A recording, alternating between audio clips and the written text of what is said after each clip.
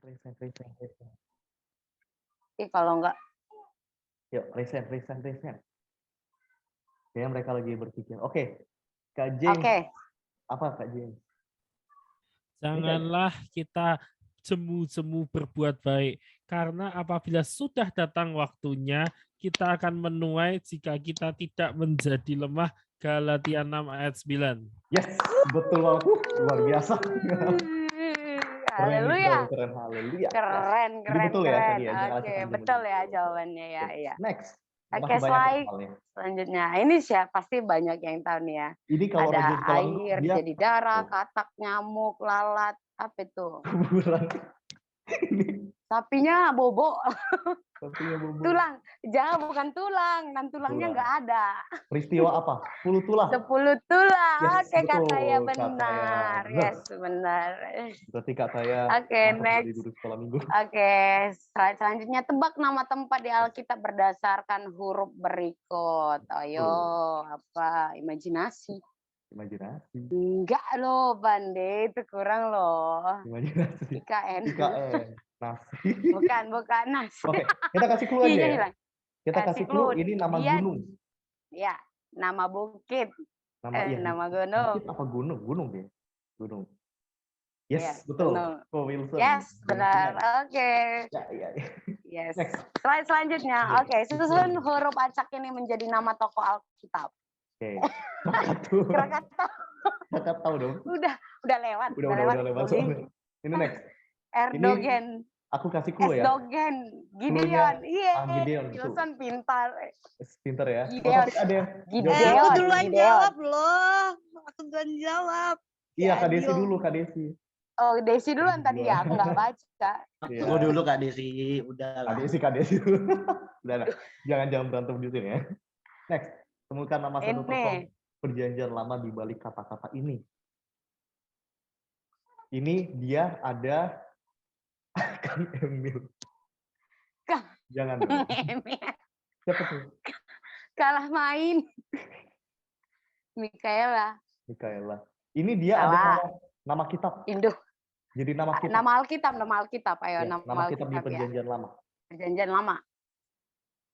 Maleaki. Kurang, hanya mana, Kak? Iya. Ini kok Wilson yang benar. Akhirnya salah satu kali ya.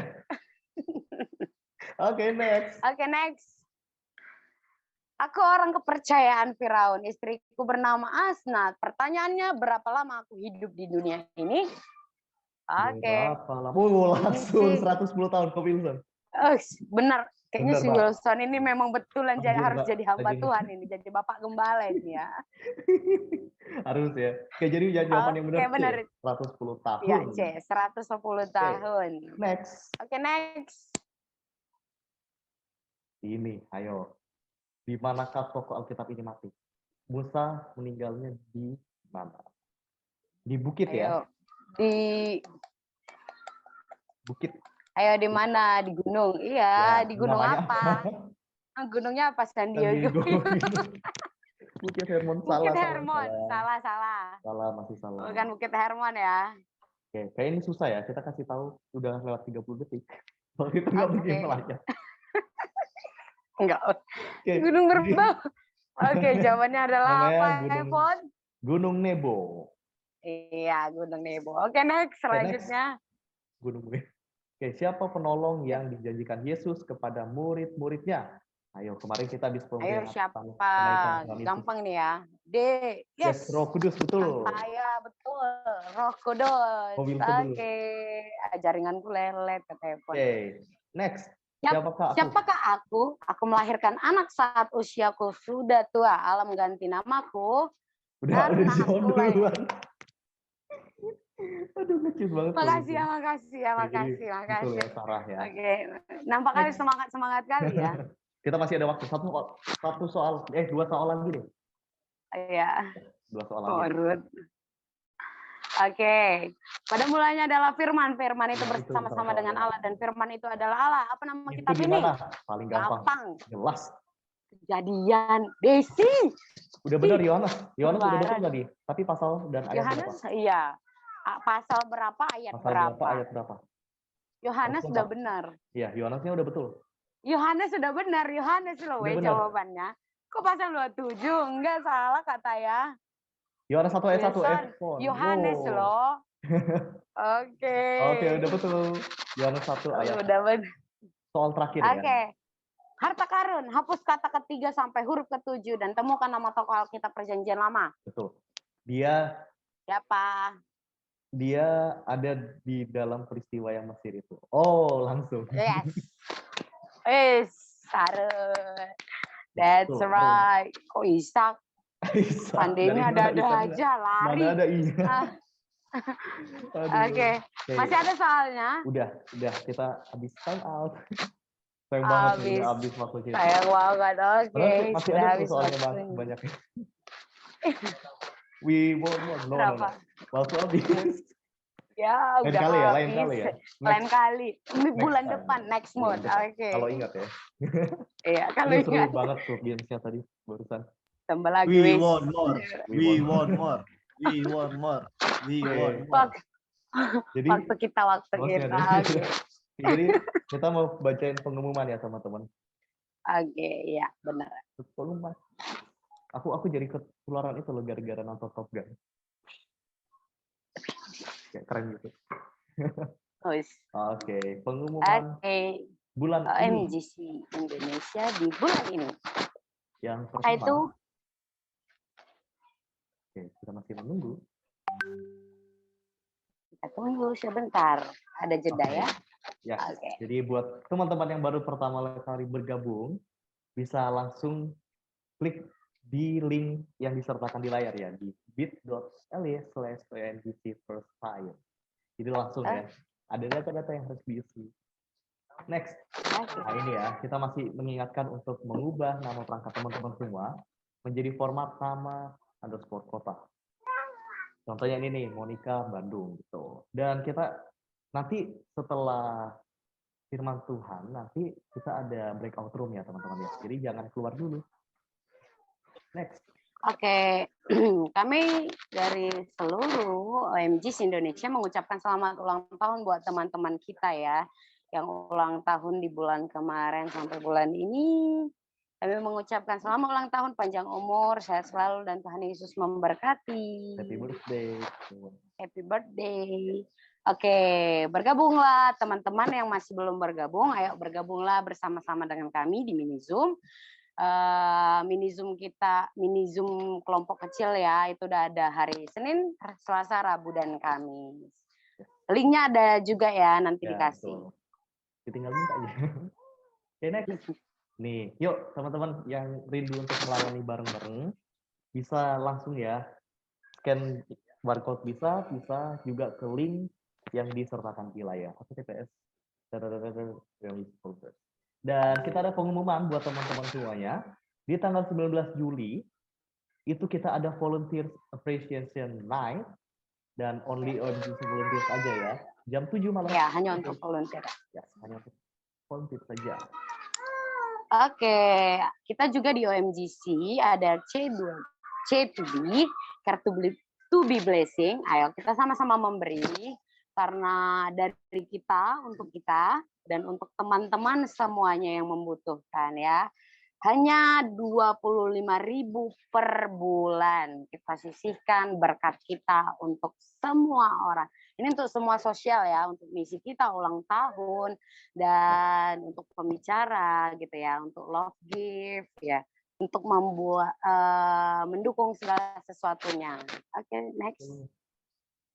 Jadi next MGC Meetup ya. Tanggal 29 Juli 2022 tetap di hari Jumat karena meetup kita di akhir bulan dan hari Jumat ya. Dan tetap sama yang jam 7 ya, teman-teman, dengan tema khusus dalam Tuhan. Dalam Tuhan. Yes. Ada lagi? Oke. Terhubunglah bersama kita di media sosial kita. Ada Instagram, TikTok, Facebook, YouTube, Spotify, Medium. Itu. Emailnya ada di bawah ngcindonesia@gmail.com.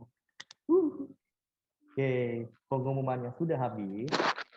Sudah selesai. Ya, jadi game tadi udah, pengumuman udah, kita udah refreshing otak dan saatnya kita siapkan hati kita, siapkan jiwa, roh dan pikiran kita untuk fokus ke Tuhan dan kita sama-sama menyembah Tuhan, dan kami serahkan ke yang memimpin pujiannya. Silakan, Saudara.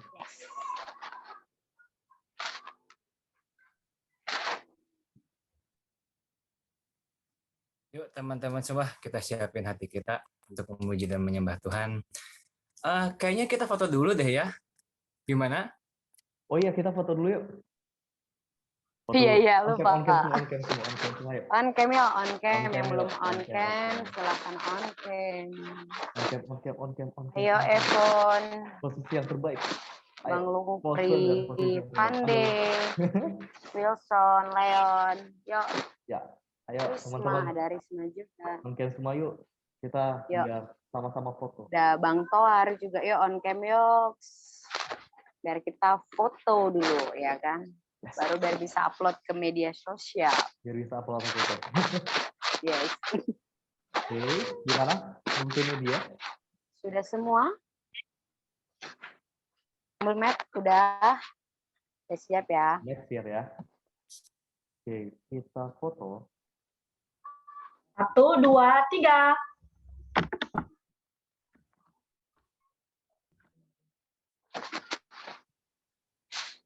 Oke.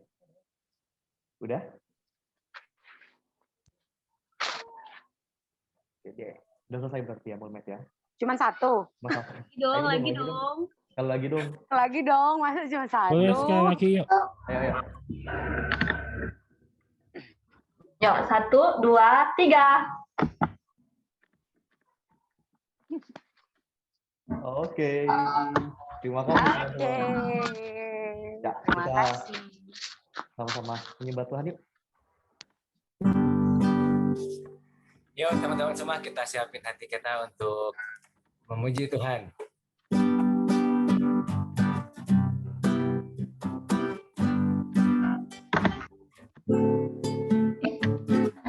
Hanya Kau milikku di surga. Ada yang kuingini di bumi, hanya Kau. Kau andalkan kekuatanku. Namun yang pasti Kau tetap selamanya Allah sembah aku, Allah sembah aku, Allah sembah aku dan bagianku selamanya.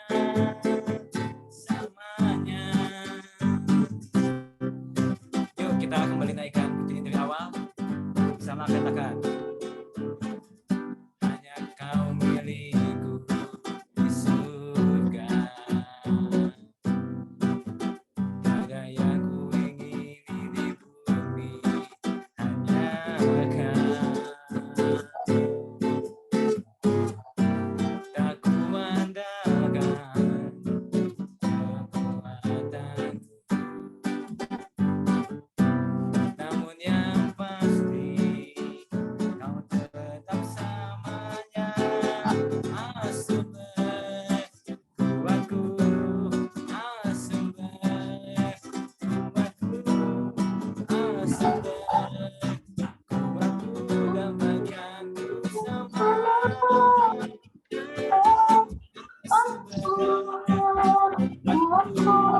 Allah sembah kuatku, Allah sembah kuatku dan bagianku selamanya.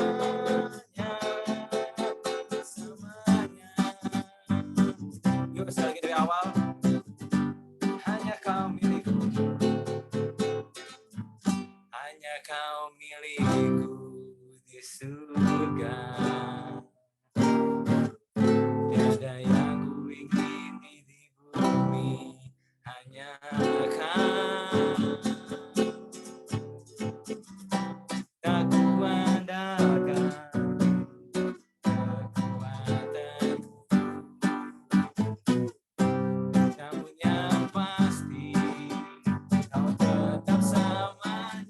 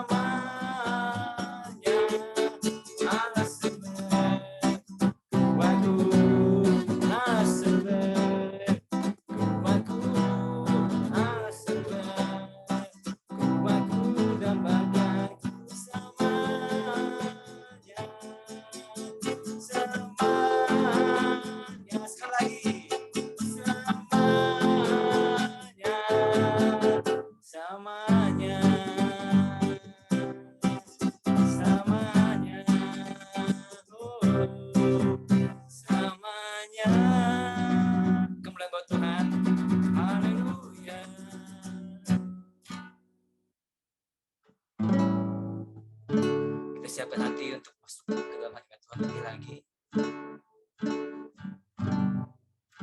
Kita siap untuk memuji dan menyembah Tuhan. Kau baik Tuhan.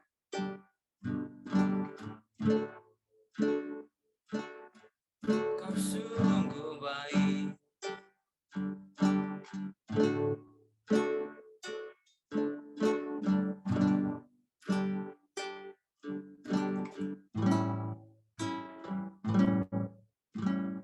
Kau hiasi kehidupanku dengan kemurahan-Mu.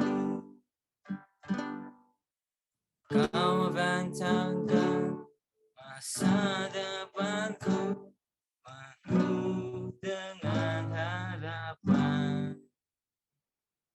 Aku ada saat ini semuanya karena kasih-Mu.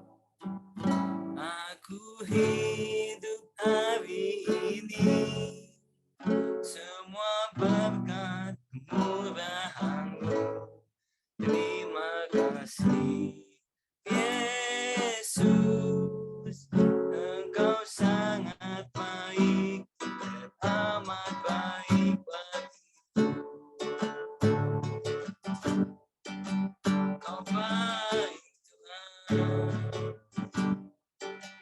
Kau sangat baik bagi kami. Kita naikkan pujian dari awal. Kita katakan, Kau hiasi kehidupanku dengan kemurahan-Mu. Kau rancangkan masa depanku penuh dengan harapan. Aku ada saat ini semuanya karena kasih-Mu. Aku hidup hari ini semua berkat kemurahan-Mu. Terima kasih Yesus, Engkau sangat baik, amat baik. Pada saat ini semuanya karena kasih-Mu. Aku hidup hari ini semua berkat kemurahan-Mu. Terima kasih Yesus, Engkau sangat baik, amat baik bagiku. Yesus, Engkau sangat baik, amat baik bagiku. Naikkan syukur bagi Tuhan. Angkat suaramu, sembah Dia.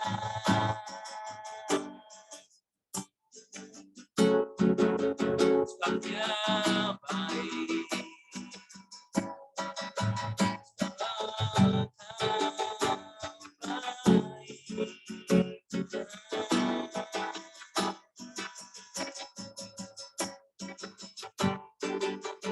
Aku sudah kasih setia.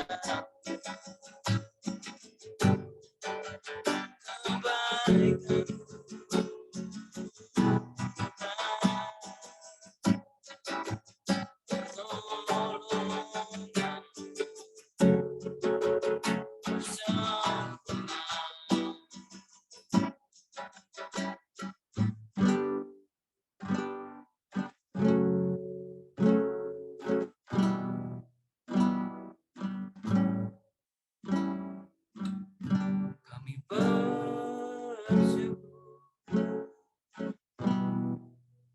Kita naikkan kembali pujian ini. Aku ada saat ini, semuanya karena kasih-Mu.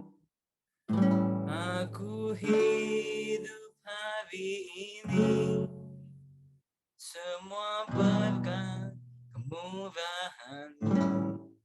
Terima kasih, Yesus. Engkau sangat baik, amat baik pada saat ini. Semuanya karena kasih. Aku hidup hari ini, semua berkat kemurahan-Mu. Terima kasih, Yesus. Engkau sangat baik, amat baik pada saat ini. Semuanya karena kasih. Aku hidup hari ini, semua berkat kemurahan-Mu. Terima kasih, Yesus. Engkau sangat baik, amat baik bagiku. Yesus, Engkau sangat baik dan amat baik bagiku. Yes Tuhan, Kau baik bagi kami Tuhan.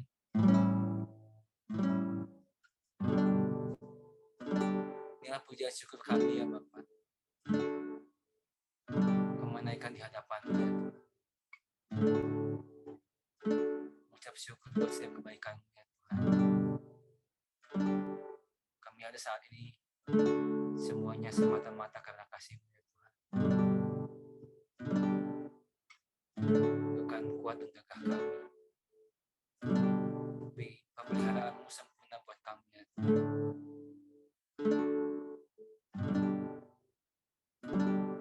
Ini kami anak-anak-Mu ya Bapa di OMGC.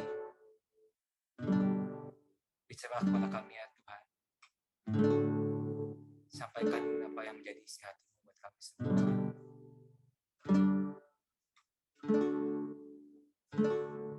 Biarlah firman-Mu menjadi jawaban buat setiap kami ya Tuhan.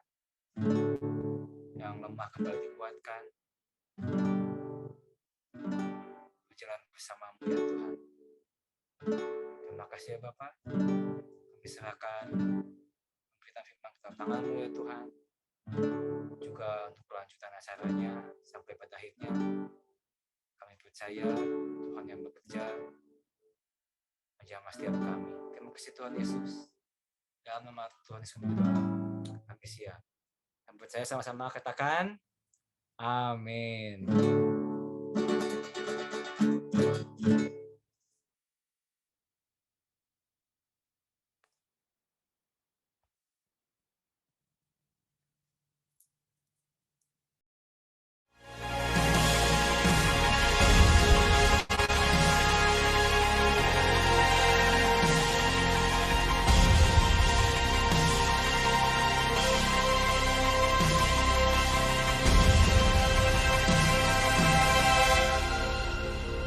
Greetings, selamat malam kepada teman-teman dari Online Missionary Generation Community.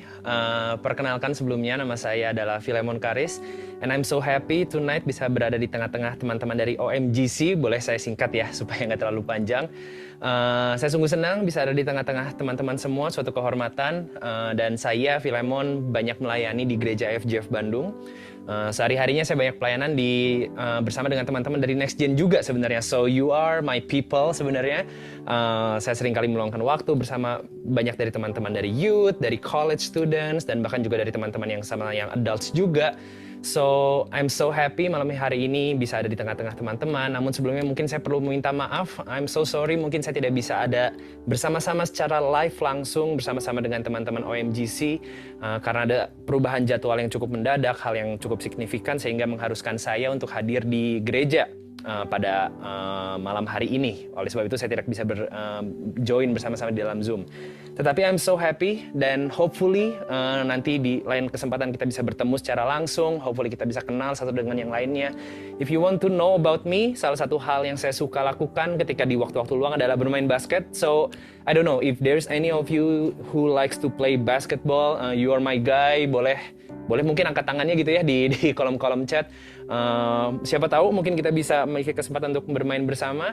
I'm a huge Golden State Warrior fans yang baru saja memenangkan NBA Finals, so I'm so happy this season gitu ya. Tapi saya sungguh senang, and again terima kasih for having me. Thank you for having me malam hari ini untuk bisa membagikan sesuatu bagi teman-teman yang saya harap juga bisa menjadi sesuatu yang berguna dalam kehidupan teman-teman sehari-hari. Dan tema yang diberikan bagi saya malam hari ini adalah grateful heart. Boleh sama-sama kita type di kolom chat grateful heart. It's a grateful heart. Bagaimana caranya untuk kita dalam kehidupan kita sehari-hari bisa memiliki hati yang senantiasa bersyukur.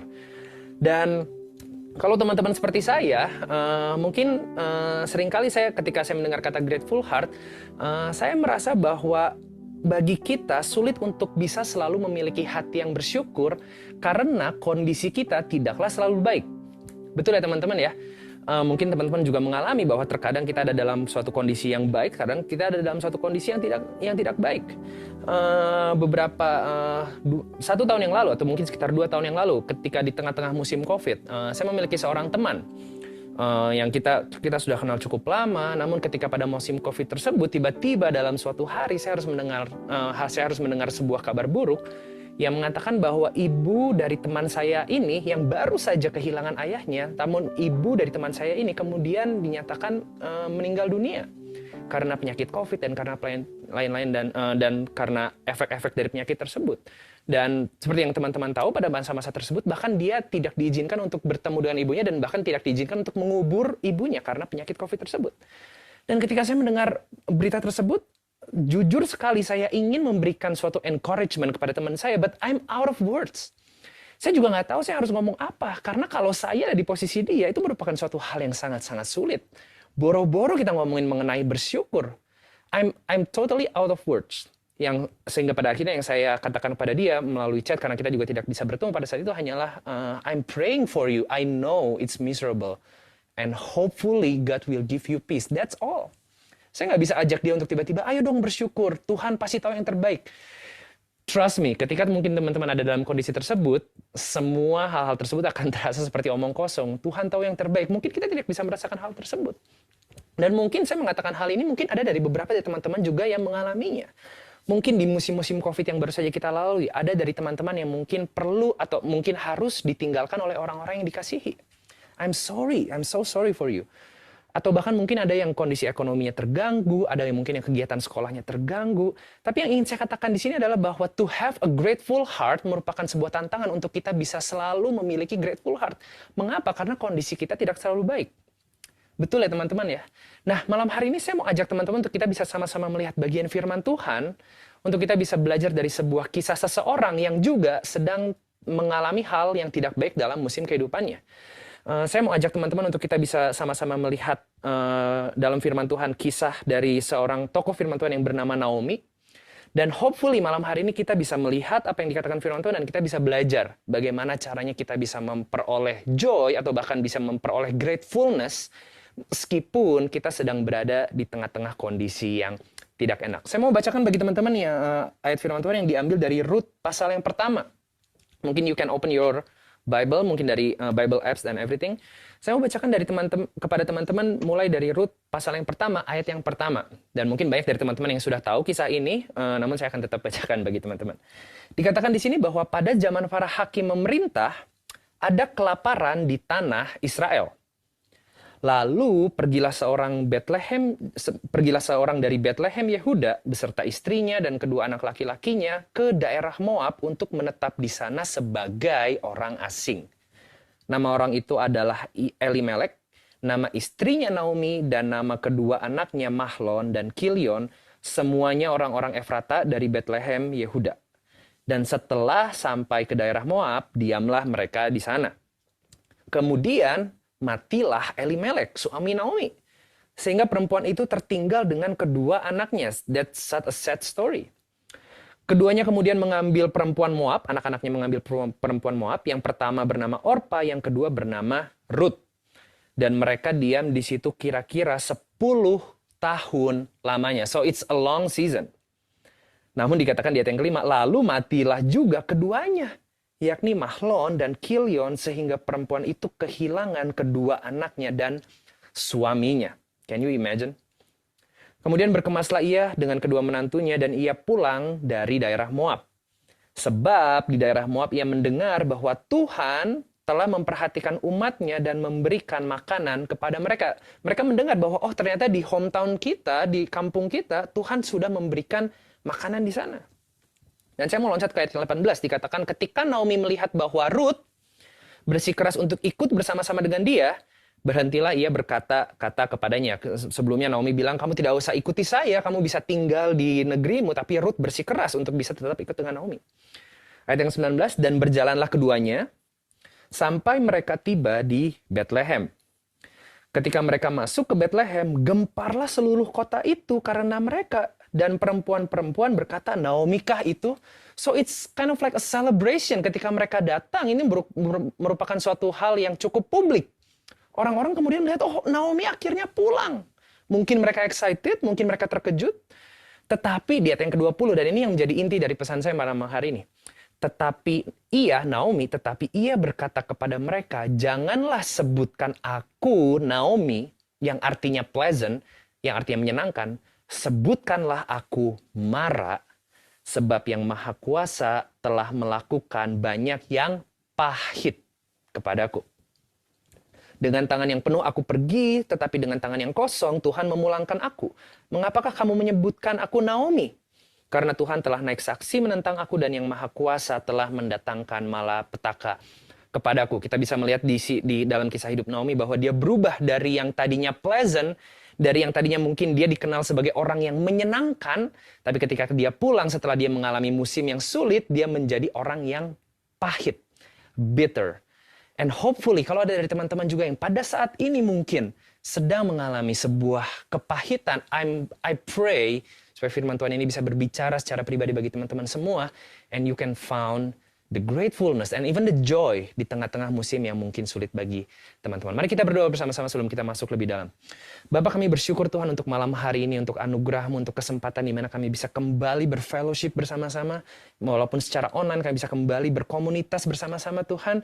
Dan pada saat ini Tuhan kami rindu untuk bisa mendengarkan firman-Mu, biarlah Engkau yang nyatakan apa yang menjadi isi hati-Mu bagi kami, sehingga firman-Mu Tuhan bisa kami mengerti dengan sederhana dan mampu mengubahkan kehidupan kami, dan kami bisa lebih lagi mengerti apa yang menjadi rancangan-Mu dalam kehidupan kami. Berbicaralah bagi setiap kami Tuhan, biarlah Roh Kudus yang ambil alih. Di dalam nama Yesus kami sudah berdoa, ucap syukur. Amen. Amen. Kalau teman-teman memiliki waktu di rumah, ketika teman-teman memiliki waktu kosong, saya sangat encourage untuk teman-teman bisa membaca kitab Rut. Karena seperti yang teman-teman tahu, secara historical, secara sejarah, kejadian atau kisah Rut ini terjadi pada masa hakim-hakim. Dikatakan ya di ayat yang pertama. Dan kalau teman-teman tahu, sepanjang sejarah Israel, masa hakim-hakim merupakan masa-masa yang kelam.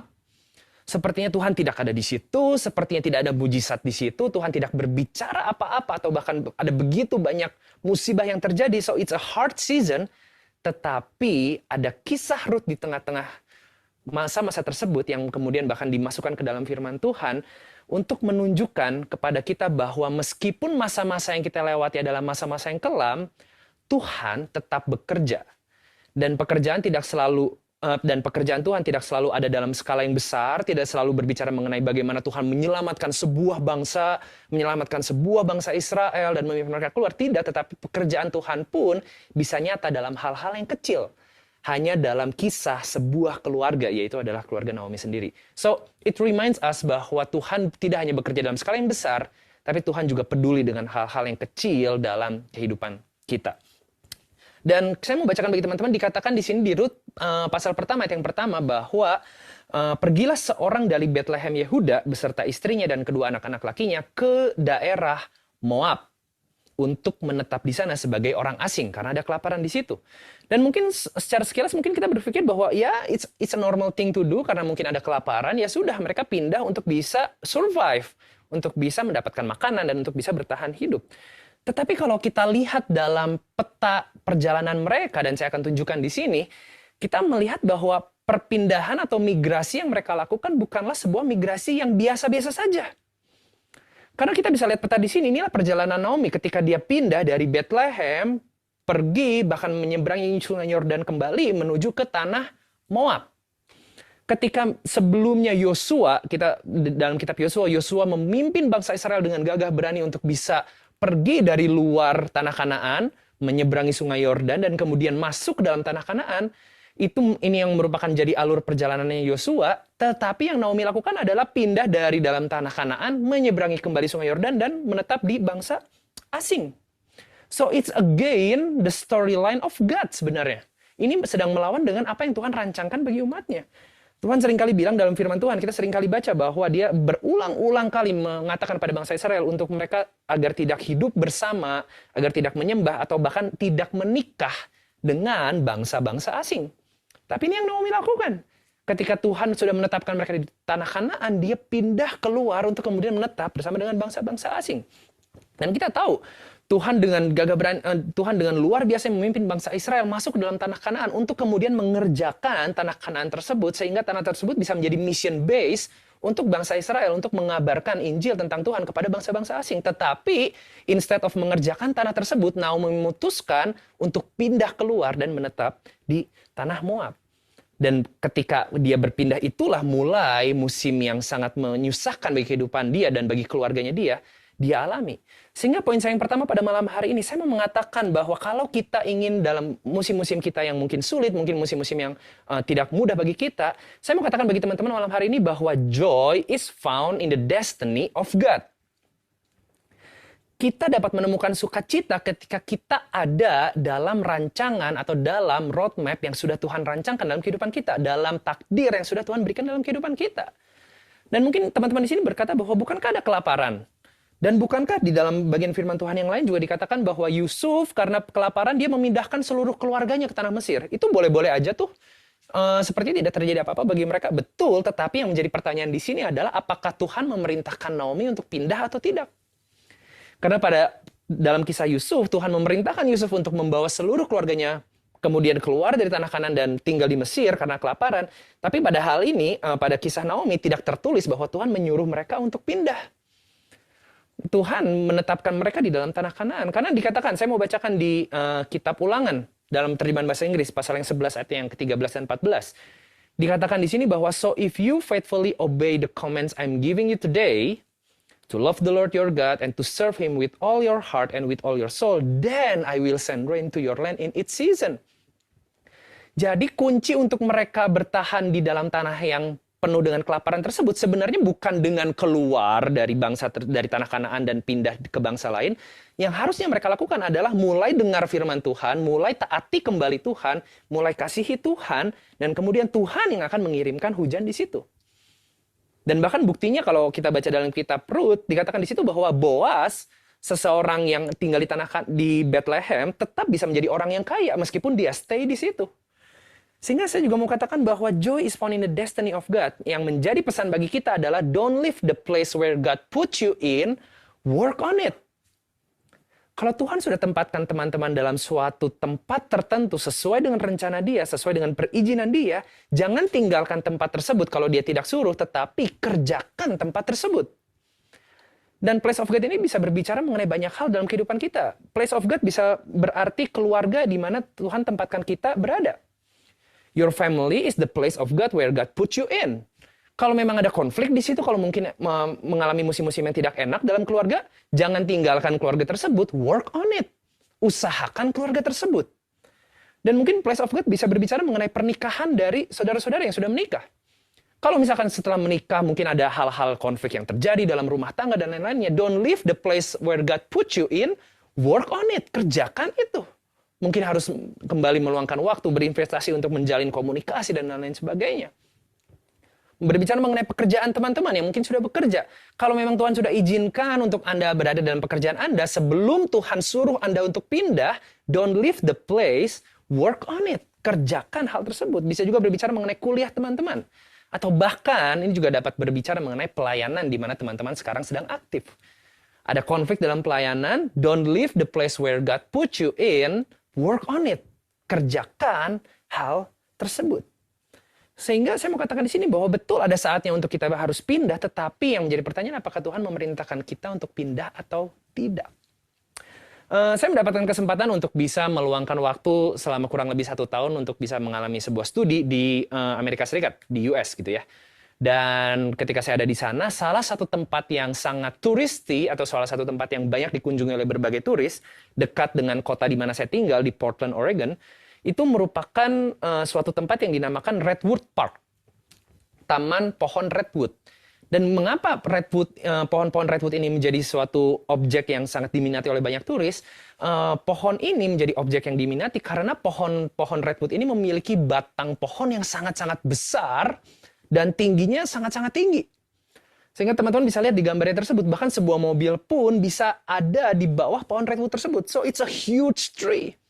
Pohon yang sepertinya ketika orang-orang melihat pohon redwood tersebut, sepertinya ini pohon gagah sekali, potensinya besar sekali, dan dia bisa dengan ketebalan batang yang sangat-sangat tebal, dia bisa menopang bobot pohon tersebut dengan sangat-sangat kuat sehingga tidak tumbang.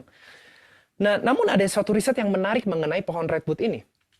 Dikatakan dalam sebuah riset bahwa kunci untuk sebuah pohon untuk bisa memiliki batang yang kuat seperti pohon redwood ini terletak pada stress wood yang dimilikinya. Stress wood ini adalah serat-serat pohon yang terbentuk karena mereka ada dalam lingkungan yang ada gangguannya. Sehingga dikatakan bahwa redwood ini sangat-sangat besar, sangat-sangat tinggi, itu disebabkan oleh karena mereka memiliki stress wood yang kuat. Dan satu-satunya cara untuk bisa mendevelop stress wood atau serat pohon yang terbentuk karena adanya tekanan adalah dengan membiarkan pohon tersebut terpapar oleh gangguan angin. Sehingga kalau pohon ingin mencapai suatu potensi yang besar, mereka tidak bisa ada dalam lingkungan yang stress-free, yang tanpa tekanan, yang sepertinya santai-santai saja, nyaman-nyaman saja. Tidak. Justru kalau mereka dalam lingkungan yang seperti itu, mereka tidak bisa mendevelop stress wood, dan kemudian mereka tidak bisa menopang beban pohon mereka sendiri. Tapi dibutuhkan adanya gangguan angin yang cukup untuk sebuah pohon kemudian bisa mendevelop stress wood, sehingga dia bisa mencapai potensi yang luar biasa. Dan bukankah sama dalam kehidupan kita sehari-hari? Tuhan mengizinkan adanya angin-angin yang cukup, mungkin tidak terlalu besar, tapi angin yang cukup bagi kita supaya kita bisa mencapai potensi kehidupan kita. Yang menjadi tugas kita adalah don't leave the place where God put you in, work on it. Kerjakan hal tersebut. Kalau Anda ingin mencapai potensi Anda yang luar biasa sesuai dengan Tuhan rancangkan. Karena saya mau katakan bagi teman-teman di OMGC bahwa God promises joy, He doesn't promise comfort. Tuhan menjanjikan adanya sukacita dalam kehidupan kita. Tuhan menjanjikan adanya suatu damai sejahtera dalam kehidupan kita. Tetapi dia tidak menjanjikan kehidupan yang nyaman. Dia menjanjikan comforter, seorang penghibur. Tetapi dia tidak pernah menjanjikan sebuah comfort life. Kehidupan yang nyaman. Saya tahu banyak dari kita sangat suka ayat ini. Dikatakan di Yeremia 29 ayat yang ke-11. Dikatakan bahwa sebab aku ini mengetahui rancangan apa yang ada padaku mengenai kamu. Demikianlah firman Tuhan, yaitu rancangan damai sejahtera dan bukan rancangan kecelakaan untuk memberikan kepadamu hari depan yang penuh harapan. Semua dari kita sangat suka dengan ayat ini, betul ya? Sering dari kita mendengar ayat ini, dan ini sepertinya ayat yang sangat-sangat baik bagi kita. Kita menjadi tenang, Tuhan tahu apa yang Ia rencanakan dalam kehidupan kita. Tetapi saya mau katakan bahwa ayat ini bisa terjadi kalau kita sudah melakukan 4 ayat sebelumnya lebih dahulu. Yeremia 29:11 mengatakan hal tersebut, tetapi di Yeremia 29 ayat yang ke-7, beberapa ayat sebelumnya yang kemudian menjadi penyebab terjadinya ayat yang ke-11 adalah, dikatakan di Yeremia 29 ayat ke-7, usahakanlah kesejahteraan kota kemana kamu aku buang. Dan berdoalah untuk kota itu kepada Tuhan, sebab kesejahteraannya adalah kesejahteraanmu. So don't leave the place where God put you in, work on it. Kalau ingin memperoleh suatu rancangan yang penuh dengan damai sejahtera, suatu rancangan yang bukan rancangan kecelakaan, kalau teman-teman semua ingin memperoleh hal tersebut, usahakanlah kesejahteraan kota kemana kamu aku buang. Ada amin teman-teman OMGC selama ini? Boleh type di kolom chat, katakan don't leave the place where God put you in, work on it. Katakan sama-sama, work on it. Dan kemudian dikatakan di situ setelah Naomi kemudian pulang, Naomi akhirnya dia sudah ada di tanah Moab selama 10 tahun, kemudian dia memutuskan untuk kembali ke Bethlehem, dikatakan di situ bahwa semua orang menyambut dia. Wah, Naomi sudah pulang, akhirnya Naomi kembali ke sini. Mungkin mereka terkejut, mungkin mereka penuh dengan sukacita, tetapi dikatakan di ayat yang ke-20, ini yang menjadi respon Naomi kepada sambutan mereka. Tetapi ia berkata kepada mereka, janganlah sebutkan aku Naomi, sebutkanlah aku Mara, bitter. Sebab yang Maha Kuasa telah melakukan banyak yang pahit kepadaku. Dikatakan di situ bahwa sebab siapa? Apa yang menyebabkan dia menjadi orang yang pahit? Karena yang Maha Kuasa telah melakukan banyak hal yang pahit kepadaku. Ayat yang 21, dengan tangan yang penuh aku pergi, tetapi dengan tangan yang kosong, siapa yang memulangkan? Tuhan memulangkan aku. Mengapakah kamu menyebut aku Naomi? Karena Tuhan telah naik saksi menentang aku. Yang Maha Kuasa telah mendatangkan malapetaka kepadaku. Kesannya di sini Naomi sudah pulang, Naomi sudah ada di dalam the place of God, tetapi dia mengatakan bahwa yang menyebabkan saya miserable itu adalah Tuhan. Yang menyebabkan saya mengalami semua ini itu semua karena Tuhan naik saksi dan Tuhan menentang kehidupanku. Sehingga saya mau katakan di sini juga bahwa joy bukan hanya found in the destiny of God, tetapi yang menjadi poin saya yang kedua adalah joy is found in the agreement with God.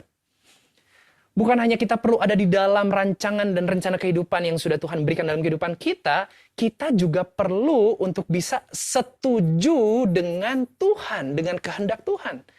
Karena tanpa kesetujuan tersebut, maka kita tidak bisa mengalami joy dalam kehidupan kita. It's not only about the destiny of God, but joy is found in the agreement with God as well. Dan saya mau katakan hal ini pada teman-teman pada malam hari ini, bahwa you can be in the place of God without agreeing with God. Bisa saja teman-teman ada dalam the place of God, bisa saja teman-teman ada dalam pekerjaan yang Tuhan ingin teman-teman lakukan semua, tanpa setuju dengan Tuhan. Contohnya apa dalam firman Tuhan? Contohnya adalah bangsa Israel. Bangsa Israel merupakan bangsa pilihan Tuhan, dia menjalani apapun yang Tuhan inginkan dalam kehidupan mereka, tetapi mereka tidak pernah setuju kesannya. Sehingga bisa nggak berjalan? Bisa sih berjalan, tetapi kemudian kita lihat dalam firman Tuhan bahwa perjalanan mereka menjadi perjalanan yang sulit, perjalanan yang melelahkan, perjalanan yang menjadi sangat-sangat panjang. Kenapa? Hanya karena satu hal, hanya karena mereka tidak setuju dengan kehendak, dengan perintah, ataupun dengan rencana yang sudah Tuhan berikan dalam kehidupan mereka. Bisa sih sambil dijalanin, tapi tanpa kesetujuan itu tetap akan merasakan pahit. Dan saya mau memberikan ilustrasi untuk memberikan gambaran yang lebih jelas bagi teman-teman semua. Sering dari kita tahu mengenai pentingnya untuk kita bisa berjalan bersama-sama dengan Roh Kudus. Walking with the Spirit. Betul ya? Dan ketika saya mendengar mengenai konsep ini, hal pertama atau enggak mungkin bayangan saya mengenai bagaimana caranya kita bisa walking with the Spirit adalah seperti saya mengenakan jaket di pagi hari. Mungkin hari itu saya ingin untuk bisa mampu berjalan bersama-sama dengan Roh Kudus, dan yang menjadi imajinasi saya bagaimana kelihatannya kalau saya berjalan bersama-sama dengan Roh Kudus adalah ketika saya sebagai seorang pribadi mengenakan Roh Kudus sebagai jaket dan kemudian saya berjalan. Itu bayangan saya tidak tahu, mungkin teman-teman juga memiliki perspektif yang sama seperti saya. Tetapi kalau kita teliti dalam firman Tuhan, dalam pola dan prinsip firman Tuhan, sebenarnya ketika kita mengatakan kita sedang berjalan bersama-sama dengan Roh Kudus, bukan Roh Kudus yang menjadi jaket yang kita kenakan. Tetapi skenarionya adalah Roh Kudus yang berjalan, Roh Kudus yang memiliki agenda, Roh Kudus yang tahu kemana dia harus pergi, kita yang adalah jaket yang dikenakan oleh Roh Kudus. Nangkep teman-teman apa yang menjadi saya maksud? Saya mau memberikan ilustrasi yang lebih dalam supaya teman-teman bisa lebih mengerti apa yang saya maksud. Saya mau ajak teman saya, Edo. This is one of the staff di IFJF Bandung, dan dia banyak mengurus urusan global ya, Edo ya. Hopefully masih bisa kedengar dengan menggunakan masker. Tapi saya ingin memberikan gambaran supaya teman-teman bisa lebih mengerti apa yang saya maksud mengenai walking with the Spirit. Anggaplah Edo ini adalah the Holy Spirit, gitu ya. Dia adalah Roh Kudus, dan saya adalah teman-teman yang ingin sekali menghidupi kehidupan yang berjalan bersama-sama dengan Roh Kudus. Nah, seringkali yang menjadi pemikiran kita atau yang menjadi imajinasi kita adalah ketika kita mengatakan kita mau walking with the Spirit, bayangan kita adalah saya bangun pagi-pagi, saya sudah berdoa, ketika saya hendak berjalan, maka kemudian saya mengizinkan untuk bisa mengenakan Roh Kudus sebagai jaket saya pikul Roh Kudus. Dan kamu makan 2 porsi ya tadi ya. Kok lebih berat dari waktu. Tapi ini mungkin bayangan saya. Saya merasa bahwa oke, sebagai orang Kristen, saya harus memikul kehendak Roh Kudus. Saya harus berjalan, mungkin terkadang saya tanya, perginya kemana Roh Kudus? Ke kanan atau ke kiri? Kanan, kiri?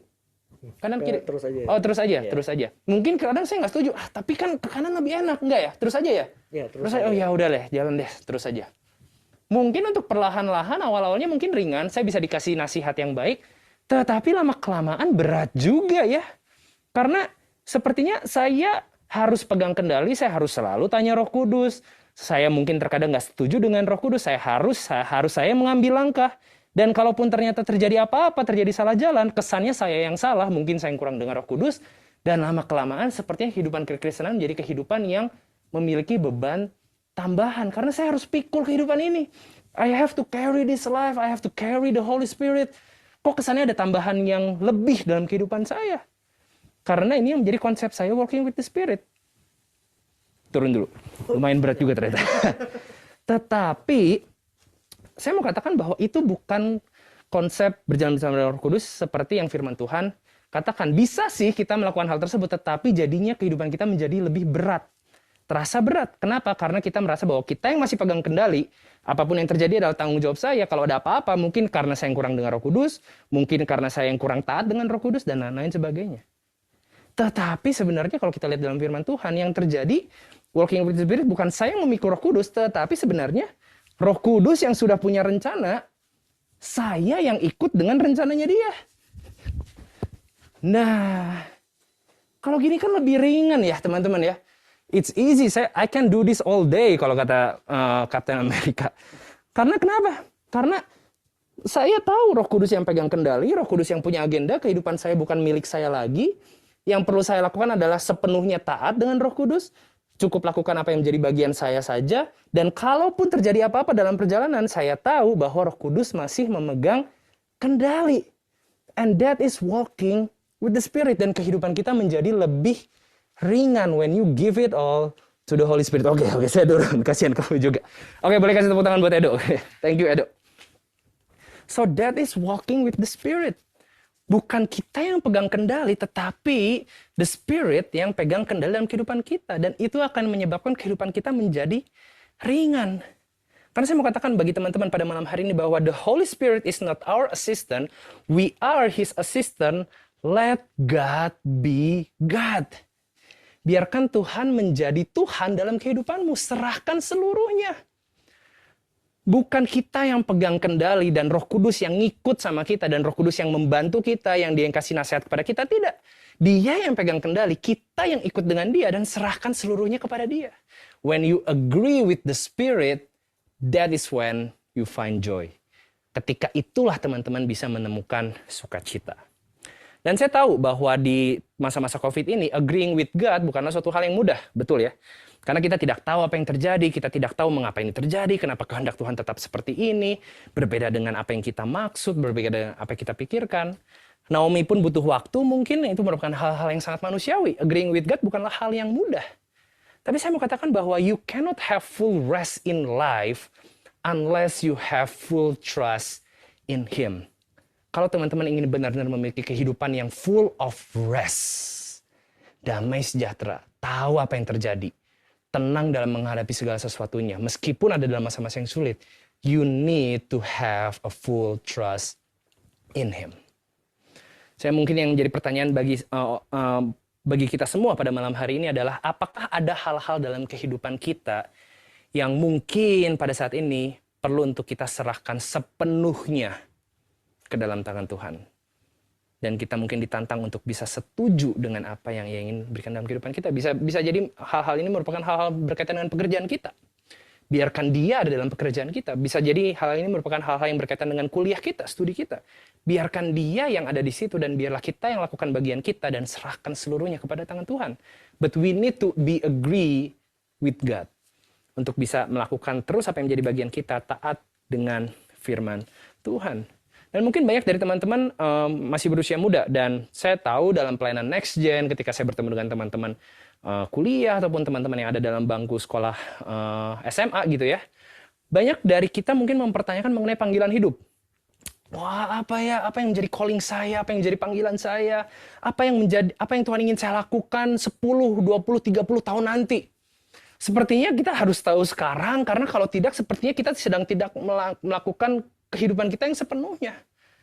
Tetapi saya mau katakan di sini, saya sangat suka dengan apa yang Stephen Furtick katakan, bahwa dia katakan bahwa you don't need to find your calling. Anda tidak perlu bersusah payah terus berdoa dan terus menguras keringat untuk mencari tahu calling Anda. Yang perlu teman-teman lakukan adalah seperti yang Stephen Furtick katakan, you don't have to find your calling if you serve the purpose of the season you are in right now, then your calling will find you. Tugas kita semua hanyalah cukup untuk tahu apa yang menjadi tujuan Tuhan di musim sekarang, setuju dengan tujuan tersebut, rela untuk melakukan tujuan tersebut di musim sekarang, dan calling kita, panggilan kita akan mengikuti apapun yang kita lakukan.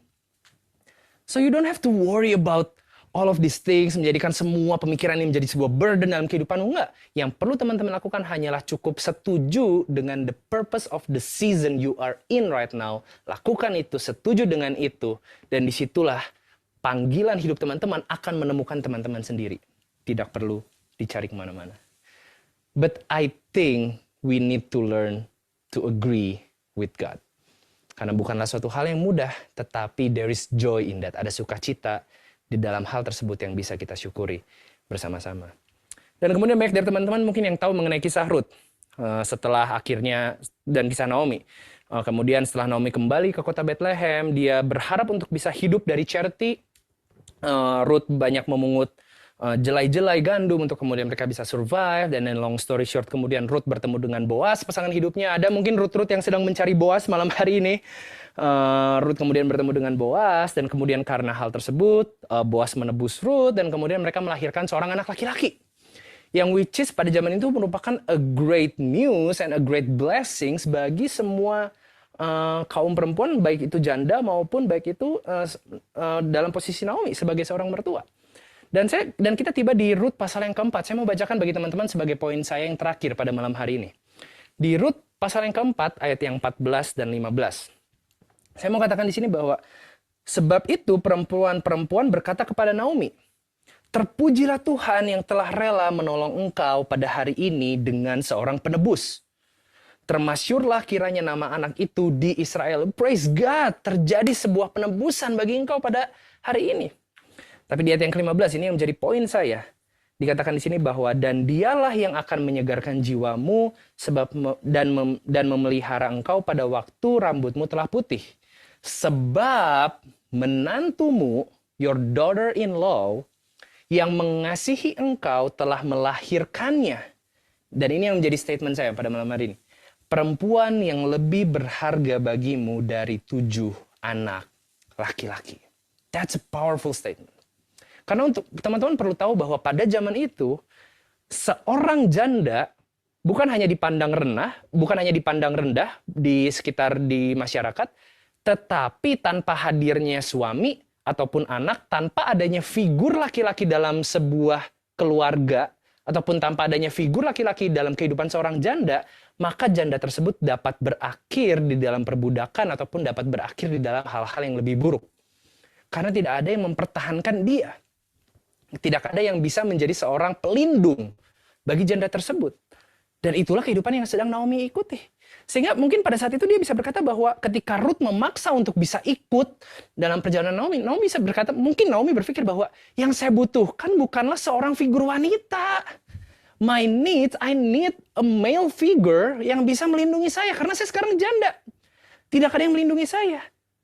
Tapi Ruth terus bersikeras. Mungkin Naomi pada saat itu berkata bahwa yang saya miliki, yang which is adalah Ruth, adalah hal yang tidak signifikan dan benar-benar tidak berdampak dalam kehidupan saya. I don't need this.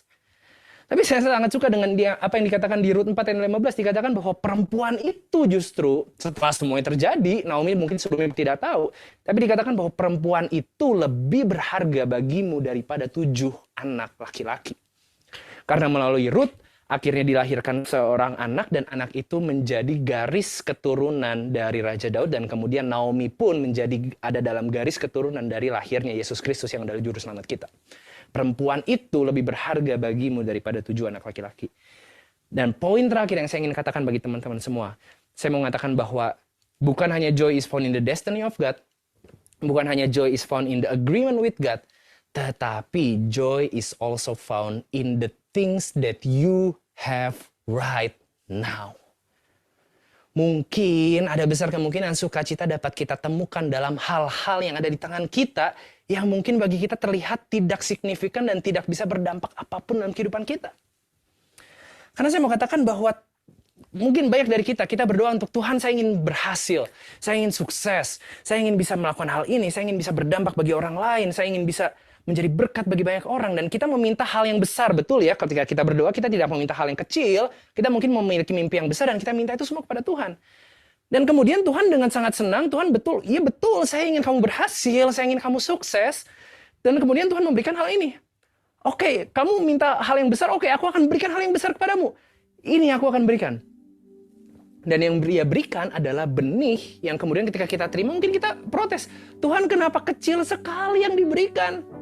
Saya kan mintanya pohon. Saya kan mintanya besar. Saya kan mintanya saya bisa menjadi pohon yang bisa menjadi buah bagi banyak orang. Bisa menghasilkan buah bagi banyak orang.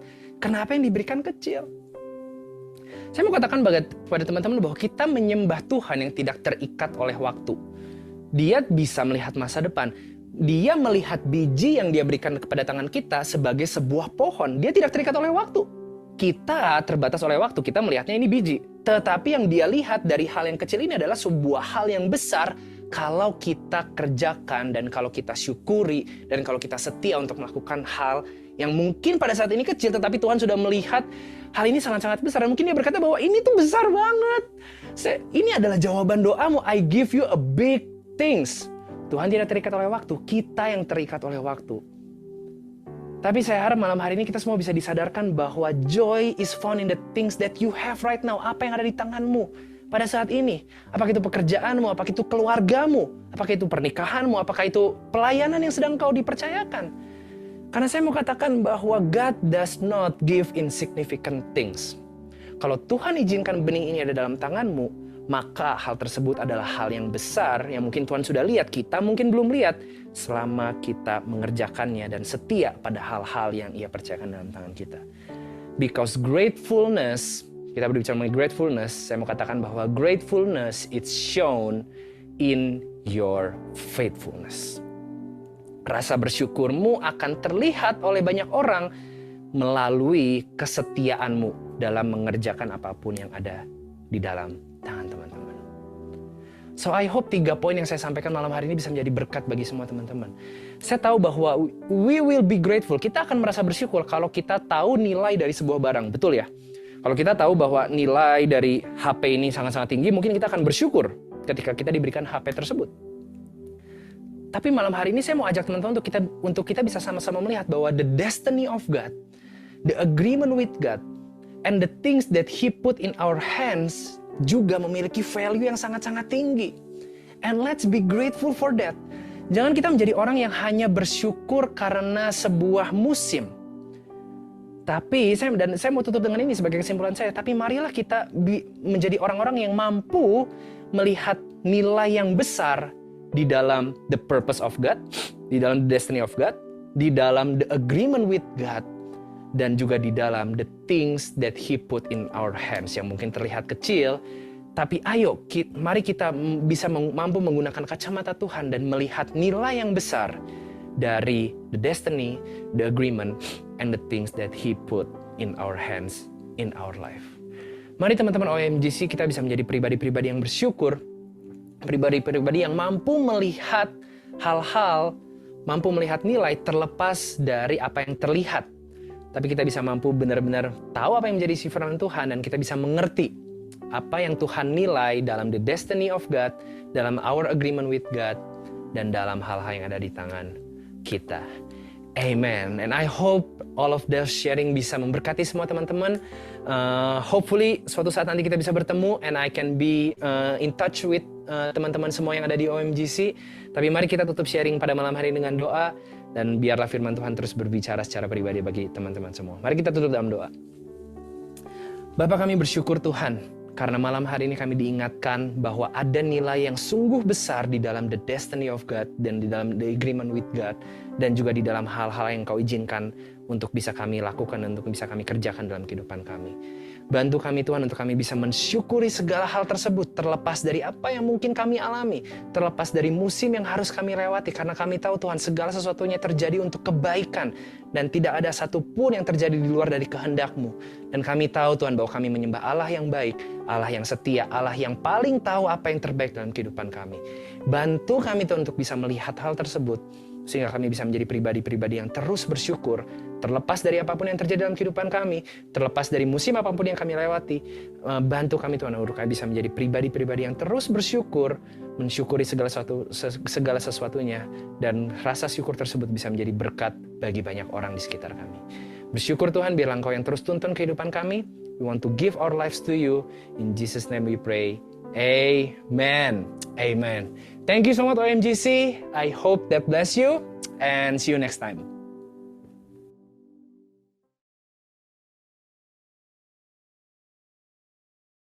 Yes, puji Tuhan.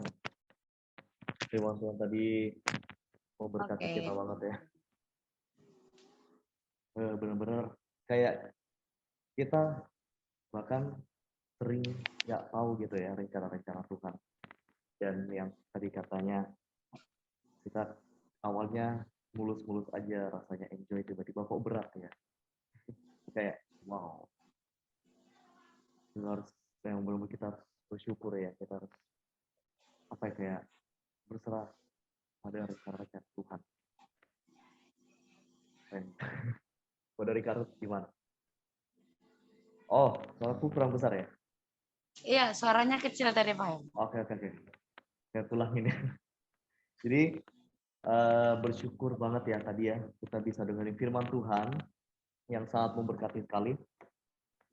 Dan firman Tuhan tadi kayak mungkin beberapa dari kita tersadar gitu ya. Kadang kita kalau misalnya oke, aku ikut rencana Tuhan, aku ikut tuntunan Roh Kudus. Awalnya kita ngerasa wah enak sih.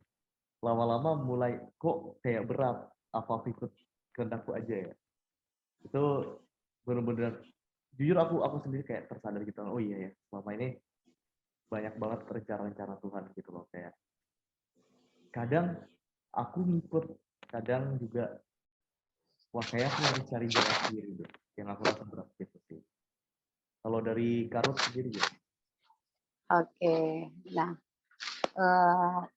gini ya, kan kita kan ini grateful heart ya tema kita. Jadi kadang-kadang kita kalau dialami masalah cobaan-cobaan itu benar tadi yang PS Lemon bilang, kalau kunci terbesar dari segala sesuatunya adalah sukacita. Tapi terkadang kita nih ya, manusia zaman sekarang ya kan, baru dicobai sedikit aja dapat masalah sedikit, kita kadang sulit untuk bersukacita, benar ya. Dan kebanyakan malahan bersungut-sungut. Tapi yang lewat firman Tuhan yang sudah kita dengar saat malam hari ini, kita diingatkan kembali untuk selalu bersyukur, bersukacita. Inti dari segala sesuatunya, kuncinya adalah sukacita, joy ya. Tadi itu ada 3. Tapi kalau saya boleh simpulkan dari segala sesuatunya, kuncinya cukup 1 aja kok, sukacita. Udah, itu aja. Tapi terus yang saya dapat tadi, setuju dengan rancangan Tuhan itu yang nomor 2-nya ya. Nomor 1 tadinya harus sukacita. Yang keduanya tuh harus setuju sama rancangan Tuhan. Bahwasanya setiap apa yang sudah terjadi dalam kehidupan kita itu adalah rancangan yang terbaik. Karena saya percaya, kita yakin dan percaya firman Tuhan juga berkata di dalam 1 Korintus ya, pencobaan-pencobaan yang kamu alami adalah pencobaan yang biasa. Jadi sebenarnya apa yang kita alami itu Tuhan yang mengizinkan, bukan Tuhan yang membuat pencobaan itu untuk kita, tapi Tuhan mengizinkan pencobaan itu terjadi dalam kehidupan kita untuk mendewasakan kita. Lebih lagi ya teman-temannya gitu. Terus tadi ada 1 kata yang dikasih PS, let God be God. Jadikan Tuhan jurumudinya. Biarlah Tuhan menjadi jurumudi dalam kehidupan kita, supaya kita tetap terus berjalan di dalam jalannya Tuhan, sehingga kita bisa mencapai garis finish itu. Gitu, teman-teman. So, teman-teman, sesuai yang kita bilang tadi di awal sebelum worship ya, hari ini bakalan ada breakout room. Jadi kita langsung ke breakout room sekarang ya. Oke. Siap-siap untuk breakout room. Sampai jumpa di breakout room. Siapa tahu. Sampai jumpa. Siapa tahu kita ketemu. Annyeong. Oke. Oke. Tinggal tunggu breakout room.